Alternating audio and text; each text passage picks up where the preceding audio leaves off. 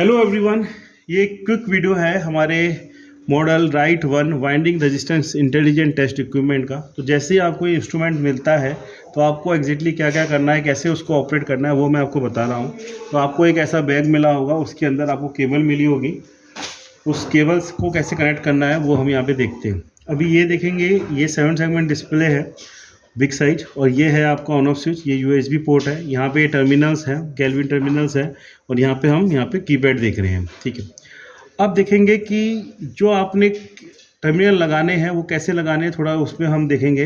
तो यहाँ पे देखो, ये टैग दे रखे हैं I+, V+, V- और I-। तो इसी के अकॉर्डिंग ही आपको टर्मिनल पे लगाने हैं। इस बात को आपको ध्यान रखना है। पहली बात तो ये है। दूसरी बात, ये हमारे पास में कीपैड है, इसको भी मैं आपको थोड़ा समझा देता हूँ मैं। तो देखो, यहाँ पे दो चीज़ है। एक तो है आपको सिलेक्ट करनी है करंट। तो करंट यहाँ पे 3 है, 10 मिली एम्पियर, 0.1 एम्पियर और 1 एम्पियर। और यहाँ पे जो रेजिस्टेंस है वो 20 मिली ओम, 200 मिली ओम, 2 ओम, 20 ओम, 200 ओम और 2 किलो ओम है। अब एक और चीज़ मैं आपको बताता हूँ कि जैसे कि मैंने अभी करंट सेलेक्ट कर रखी है 1 एम्पियर, यहाँ पे 0.1 एम्पेयर हो गई तो यहाँ पे एलईडी ऑन हो रही है। 10 मिली एम्पेयर हो रही है तो ये यहाँ पे हो रही है। अब देखो, 10 मिली एम्पेयर में भी जो रेंज है वो एक तो 2 किलो ओम की रेजिस्टेंस में सिलेक्ट कर सकता हूँ, 200 ओम की भी सिलेक्ट कर सकता हूँ, 20 ओम की भी सिलेक्ट कर सकता हूँ, 2 ओम की भी सिलेक्ट कर सकता हूँ।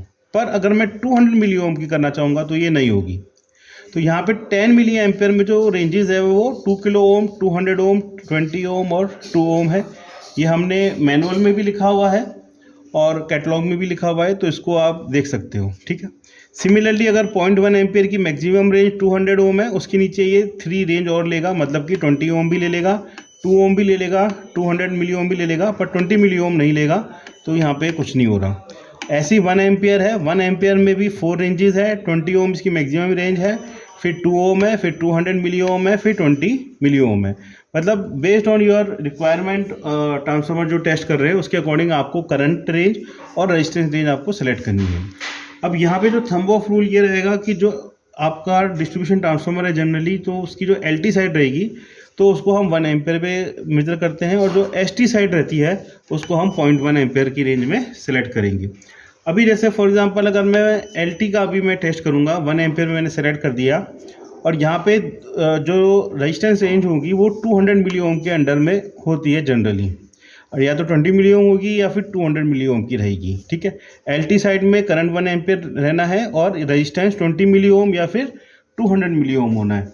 पर जबकि एसटी साइड में हम देखेंगे कि करंट 0.1 एम्पेयर होना है, और जो रेजिस्टेंस की वैल्यू रहेगी या तो 200 ओम या 20 ओम या 2 ओम के अंडर में वो रहती है जनरली। ठीक है।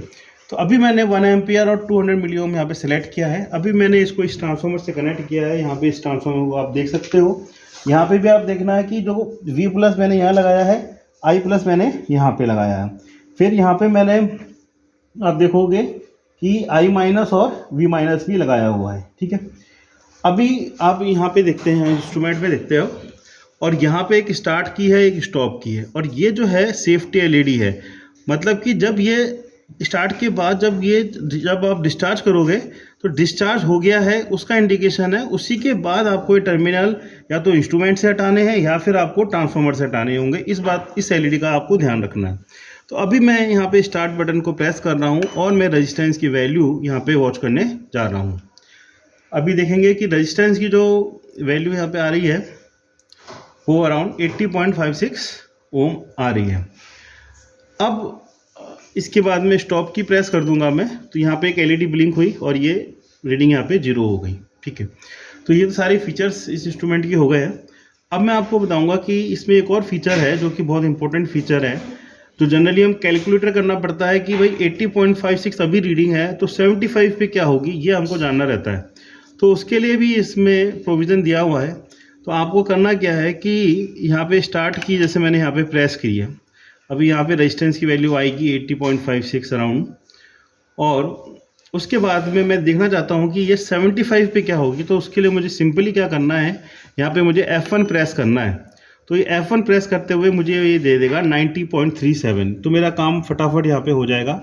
और ये अभी जो है 75 वाले मोड पर है, रेफरेंस वाले मोड पर है। तो ये एलईडी यहाँ पे ब्लिंक कर रही है, देख सकते हो।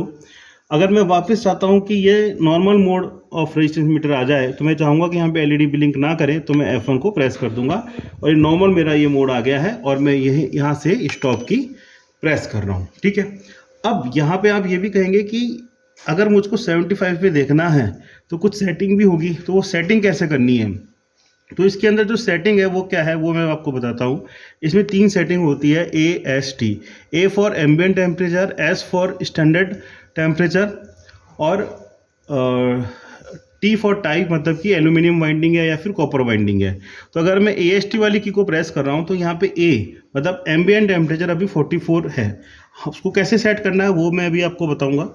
और यहाँ पे जो रेफरेंस टेम्परेचर है वो 75 है, जनरली 75 भी होता है, कई बार हमको 20 भी करना होता है, तो वो भी मैं आपको बताऊंगा। और यहाँ पे ये जो है कॉपर वाइंडिंग है, इसको अगर एल्यूमिनियम करना है वो कैसे करना है। अगेन अगर AST को प्रेस करेंगे तो नॉर्मल ये रेजिस्टेंस मोड आ जाएगी।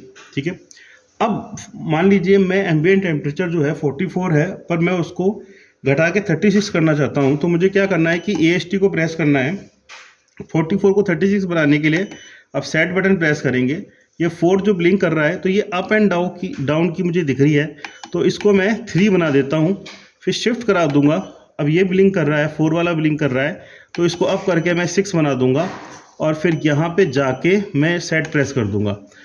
अब जो AST की वैल्यू अकॉर्डिंगली हो गई 36 यहाँ पे हो चुकी है। ठीक है, अब मैं यहाँ पे एस्केप कर देता हूँ।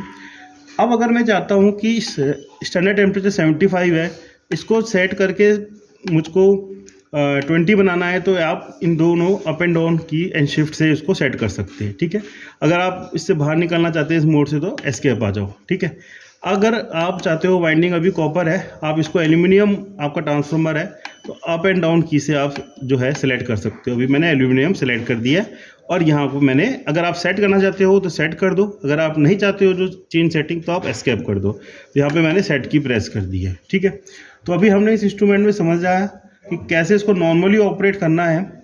तो जनरली करंट रेंज सेलेक्ट करनी है, रजिस्टेंस रेंज सेलेक्ट करनी है, क्या थंब ऑफ रूल है वो समझ लिया हमने, और स्टार्ट स्टॉप और सेफ्टी एलईडी के बारे में हमने समझा।